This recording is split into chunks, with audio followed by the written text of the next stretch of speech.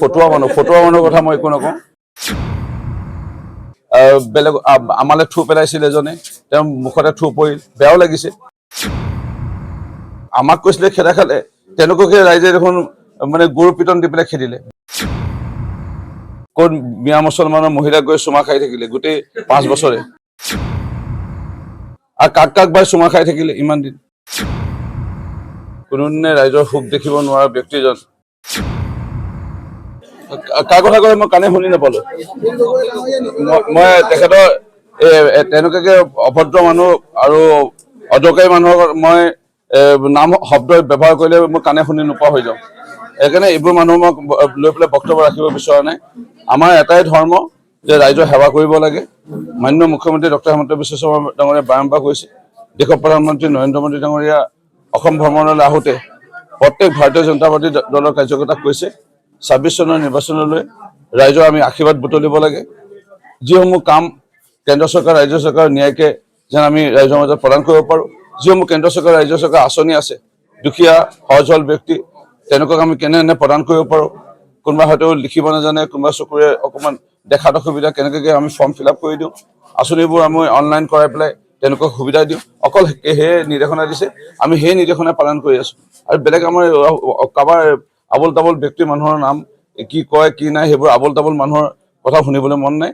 আৰু কি কৈছে মই এইবোৰ নাজানো। মই জ্যেষ্ঠ উষ্ম আদৰণি কেইদিনমান আগত বেলেগ আমালে থু পেলাইছিল এজনে, তেওঁ মুখতে থু পৰিল, বেয়াও লাগিছে। আৰু মানে এইটো আমালে থু পেলালে মানে নিজৰ গাত থু পেলাটো বেয়া লাগে ধৰক। সেইকাৰণে সেই থু পেলাব নালাগিছিল। সেই এজনে পৌষ এটা আমাক এনেই ওলাই দিলে। আমি সভাখনত আহিলোঁ, শান্তিপূৰ্ণভাৱে সভা হ'ল।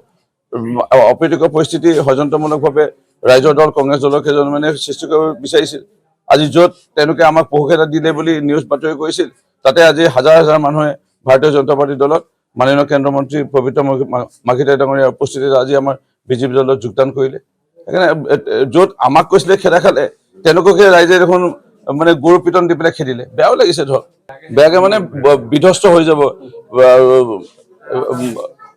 ৰাজহাঁহ ভাঙিব মানে যি টি ভাঙি যাব আৰু। সেইকাৰণে মানে একেবাৰে নিঃশেষ হৈ যাব। অকণমান যি আছে সেইটো নিঃশেষ হৈ যাব। শিৱসাগৰ ৰাইজেতো ভোট নিদিয়ে, এইটো নিশ্চিত। যিজনে আহি পেলাই শিৱসাগৰবাসী ৰাইজক অপমান কৰিলে, উন্নয়নটো নকৰিলে, কোন মিয়া মুছলমানৰ মহিলা গৈ চুমা খাই থাকিলে গোটেই 5 বছৰে। এইটো এইকেইদিনতে আমি দেখিলোঁ। আৰু কাক বাই চুমা খাই থাকিলে ইমান দিন। আৰু সেই ব্যক্তিজনে যোগ্যতা নাই বিধায়ক হোৱা মোৰ মতে। ফটোৱা মানুহৰ কথা মই একো নকওঁ। অলপ আগত মাননীয় কেন্দ্ৰীয় মন্ত্ৰী মহোদয়ে সঠিক কথা কৈছে। তেওঁ বিতৰ্কত থাকি তেওঁৰ নামটো যেন টিভিত আহি থাকে, সেইটো তেওঁ এটা অপপ্ৰয়াস কৰি আহিছে। মানে নিঃশেষ হৈ যাব। এইবাৰ 26 চনৰ নিৰ্বাচনত এটা কিবা দল এটা আছিল, ৰাইজৰ আৱেগক লৈ হেতালি খেলা দল এটা, ৰাইজৰ মন, ৰাইজৰ আশীৰ্বাদৰ লৈ হেতালি খেলা, ৰাইজৰ আকাংক্ষা মানে লৈ হেতালি খেলা এটা দল আছিল। সেই দলটো নাইকিয়া হৈ যাব।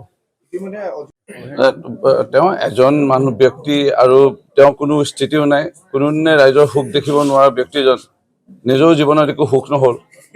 সেই ব্যক্তিজনে আজি এনেধৰণৰ মন্তব্য আৰু এনেধৰণৰ কিবা কোনোবা ৰাজনৈতিক দলত যোগদান, যি দলৰ কথা স্বয়ং আমাৰ হীৰা আমঠু জুবিন গাৰ্গ ডাঙৰীয়াই ফটোৱা দল বুলি কোৱা দলটোত যোগদান কৰিছে অজিত ভাই ডাঙৰীয়াই। সেইকাৰণে এই ফটোৱা দলৰ লৈ পেলাই বা ফটোৱা মানুহৰ কথা লৈ পেলাই মই একো মন্তব্য নিদিওঁ।